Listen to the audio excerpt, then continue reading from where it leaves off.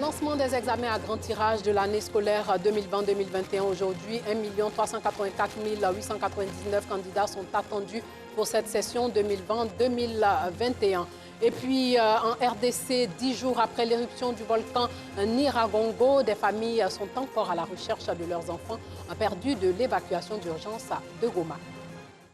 Bonsoir et bienvenue dans le journal. La ministre de l'Éducation nationale et de l'alphabétisation a procédé aujourd'hui au lancement des examens à grand tirage de l'année scolaire 2020-2021 à la direction des examens et concours. Sachez que 1 384 899 candidats sont attendus pour cette session 2020-2021 des examens à grand tirage à 562 519 pour le certificat d'études primaires et élémentaires CEPE, 509 609 pour le brevet d'études du premier cycle BEPC et 312 771 pour le baccalauréat. Les épreuves écrites du CEPE auront lieu le 8 juin 2021 et la proclamation des résultats le 28 juin 2021. Les épreuves orales du BEPC et pratiques auront lieu du 9 au 12 juin 2021 et les épreuves écrites sont prévues du 14 au 18 juin. Les épreuves orales du bac technique débuteront, elles, le 22 juin 2021 pour s'achever le 2 juillet 2021. Celles du bac artistique se tiendront du 28 juin 2021 au 2 juillet 2021. Et les oraux du bac général vont se tenir du 29 juin au 2 juillet 2021. Les épreuves écrites du baccalauréat se tiendront, elles, du 5 au 9 juillet 2021 et leurs résultats proclamés le 27 juillet 2021. Toujours en éducation, sachez que 16 000 cas de fraude ont été répertoriés pendant les examens à grand tirage lors de l'année scolaire 2019-2020. La tolérance zéro est en vigueur. Les élèves coupables de fraude subiront et vont s'exposer à des mesures disciplinaires pouvant aller jusqu'au bannissement du système éducatif. Des kits de mise en route et des détecteurs de métaux ont été remis aux directeurs régionaux. La quinzaine de sensibilisation nationale sur les fraudes aux examens à grand tirage s'achève aujourd'hui. Le reportage de Alassane Drabou. Nul doute là-dessus, la tricherie en milieu scolaire est un mal pernicieux, mais qui séduit encore beaucoup d'élèves. Au titre de l'année scolaire 2020-2021, 16 000 fraudeurs ont été enregistrés sur l'étendue du territoire lors des examens à grand tirage. Et 7 045 d'entre eux proviennent de la direction régionale de l'éducation nationale, Abidjan 4. Un chiffre alarmant pour ces parents d'élèves réunis au sein du Conseil national des parents d'élèves de l'enseignement privé laïque, à l'initiative de cette quinzaine de sensibilisation nationale sur la fraude aux examens à grand tirage. Cette quinzaine parcourt toutes les DREN, les 41 DREN et DDN, tous les établissements scolaires privés, particulièrement ceux du secondaire. Elle consiste à demander à chaque établissement en son sein d'organiser une journée de sensibilisation sur la question. Pour les parents d'élèves, la fraude aux examens a un impact considérable sur l'avenir de l'enfant et le budget familial. D'abord, l'éducation a un coût et qu'à la fin, vous retrouvez que l'enfant est déclaré fraudeur. Voyez-vous ce que ça fait? Ça fait d'abord un premier choc. D'abord, l'investissement pour sa formation. Et vous voyez que l'enfant serait sanctionné, il n'aura pas droit à l'examen pour 5 ans par exemple. C'est une perte pour les parents. En Côte d'Ivoire, les sanctions sont lourdes. Le fraudeur est interdit de passage aux examens pendant 1 ou 5 ans. À ce jour, 605 acteurs de la communauté éducative ont été sanctionnés. Des sanctions qui semblent peu efficaces selon certains observateurs, car le taux de tricherie ne fait qu'augmenter.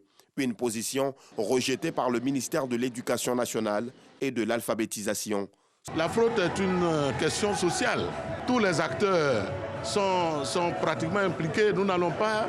Je crois qu'il ne faut pas jeter la pierre à quelqu'un. C'est de rechercher une synergie d'action. Parce que quand quelqu'un passe dans un quartier et qu'il dit aux parents « Bon, donnez-moi de l'argent, je vais aider vos enfants » et que les familles suivent, le ministère ne va pas descendre pour assumer une telle responsabilité. Débuté le vendredi 21 mai 2021, la quinzaine de sensibilisation nationale sur la fraude aux examens à grand tirage prend fin ce vendredi 4 juin. La rentrée scolaire 2020-2021 tire à sa fin, occasion pour de nombreux établissements de célébrer l'excellence. Les meilleurs élèves de l'EPP d'Anga Cocody et du groupe scolaire Yaou de Bonois ont été primés lors de cette célébration après 9 mois d'abnégation au travail. Anicette Conan, Joël Gossé. Ils sont 30 élèves de l'EPP Cocody Donga qui ont reçu des prix pour leur abnégation au travail au cours de l'année académique 2020-2021. Pour cette journée d'excellence, le directeur n'a pas manqué de mettre en exergue l'importance de cette fête. Chacun veut tendre à l'excellence. C'est pourquoi déjà au berceau de l'éducation, il faut déjà inculquer cette vertu à nos enfants. C'est pour cela que nous avons choisi aujourd'hui de fêter les meilleurs de notre école. Les élèves distingués ont invité leurs amis à plus d'ardeur au travail. Travaillez, si vous voulez prendre la place de premier meilleur élève, travaillez, étudiez vos leçons. Il n'y a pas de secret, c'est le travail seulement qui fait. Si tu travailles, tu peux être récompensé. Cette cérémonie a été une occasion pour égayer les enfants avant leur départ pour les grandes vacances. L'EPP Donga existe depuis 1958 et a pu former plusieurs cadres du pays depuis son existence. Après 9 mois d'apprentissage, ces élèves du groupe scolaire L'Éléphant de Yao, situé à Beaunois, attestent devant leurs parents le travail de qualité abattu par leurs enseignants. Nous sommes à la célébration de la fête de fin d'année de cette école. Pour le directeur d'études de l'établissement, l'excellence, c'est aussi faire attention au nombre d'élèves dans une salle de classe. Le minimum, c'est 30 enfants par classe et le maximum, 40 enfants par classe. Parce que je veux l'excellence. Je veux de cette école une école d'excellence. Et c'est l'objectif qui m'a été assigné. Les enfants n'ont manqué d'exprimer leur gratitude aux enseignants pour le travail abattu. Je remercie mes parents, les enseignants et surtout le directeur des études de nous avoir conduits sur le droit chemin. Cette fête de fin d'année académique a été également marquée par des concours de beauté et a pris fin par la passation de flambeaux entre la moyenne section et celle de la grande section. Lancement du bachelor en sciences et technologies de l'école BEM à Abidjan lors de la rentrée estudiantine en 2021-2022. L'école a donné une conférence de presse à l'hôtel Ivoire dans la commune de Cocody. Pour en parler, Alassane Drabo. Un bachelor en sciences et technologies après le baccalauréat et des stages à l'international, c'est bien possible. L'établissement d'enseignement supérieur privé BEM Abidjan et son partenaire français Junia ont présenté à l'hôtel Ivoire tous les contours de cette formation de 3 années sur les bords de la lagune ébriée. La Côte d'Ivoire, dans son plan stratégique 2030, matérialise ses ambitions de développement pour lui permettre une transformation structurelle autour de 3 axes majeurs: l'éducation, le développement durable et le digital. Donc, cette formation, première des raisons, est pleinement alignée avec le plan stratégique 2030. Au cours de la formation, il sera obligatoire pour tous les étudiants d'aller en mobilité, c'est-à-dire voyager dans certains pays étrangers pour acquérir de nouvelles expériences. La question de la mobilité, je vais passer à Catherine, mais la question de la mobilité pour nous, en tout cas pour BEM, est une question essentielle. Je dis toujours, BEM, c'est une école d'inspiration française, de culture africaine et d'identité internationale. L'identité internationale permet à nos étudiants, quelles que soient leurs origines, quelle que soit leur éducation, leur parcours, leur trajectoire, d'être des citoyens du monde et d'être des étudiants capables de s'insérer partout dans le monde.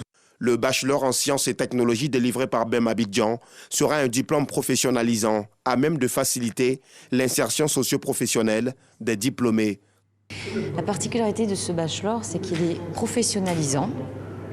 Donc il permet d'obtenir un diplôme au bout de 3 ans, donc niveau licence, et d'aller sur le marché de l'emploi. Mais pour celles et ceux qui le souhaitent, il permet également de poursuivre les études dans nos écoles d'ingénieurs en France. Après 3 années à Abidjan, l'étudiant poursuivra ses études en cycle ingénieur au sein de la Grande École française d'ingénierie, et cela sans aucun concours. Ce bachelor sciences et technologies, il a été construit pour permettre 2 choses. La première, c'est qu'on est dans une logique de professionnalisation.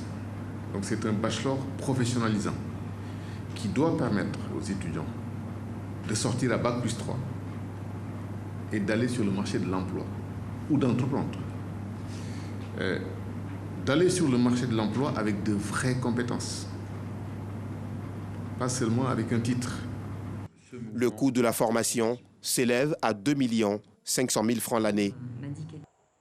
Sachez que le Conseil des ministres a convoqué le collège électoral le samedi 12 juin 2021 pour la reprise des législatives du 6 mars 2021 à Ouaninou, Mankono, Séguéla, Soubré et Jacquesville. La campagne pour la reprise de ces élections démarre aujourd'hui à minuit.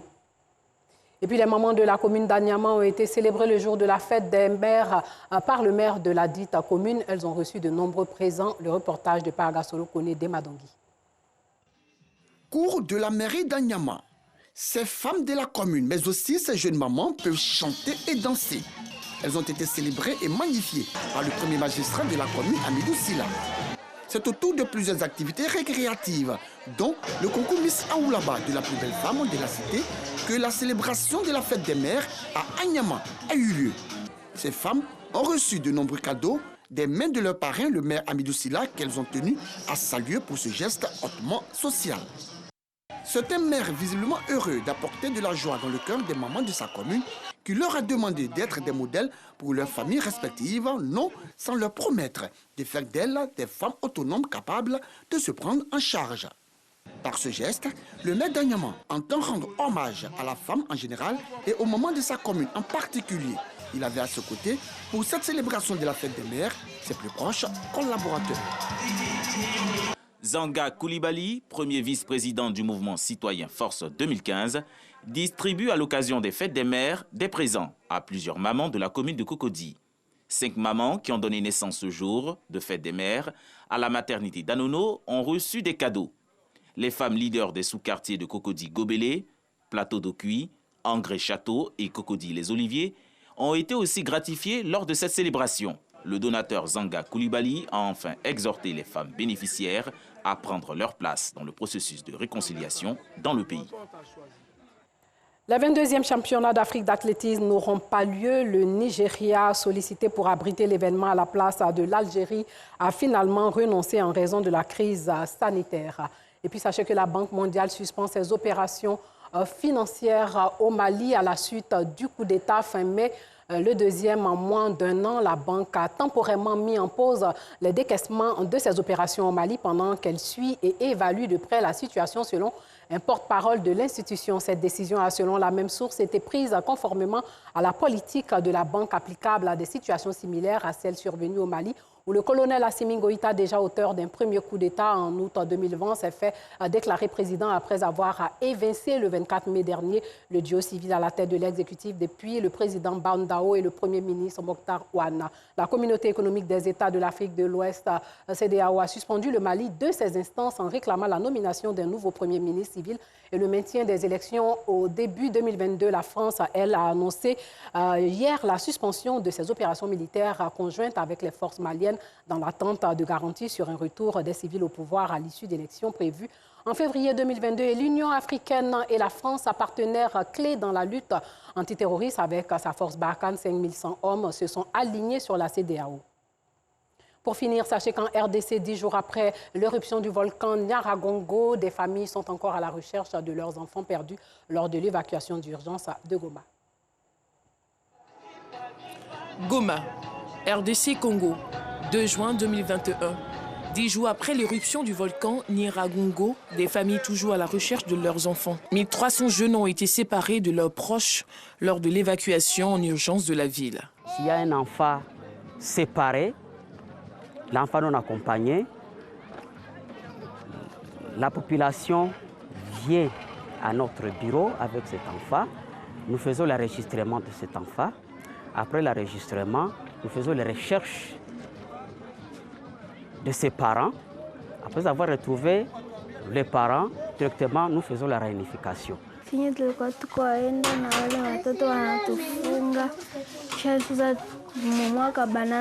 Nous sommes partis de Goma avec nos voisins. À notre arrivée, nous avons été séparés avec les voisins. Plus tard, un de nos voisins qui était à Goma nous a remarqué et a demandé où était maman. J'ai juste répondu que maman était restée à Goma. Il nous a donc récupérés et amenés dans une famille d'accueil.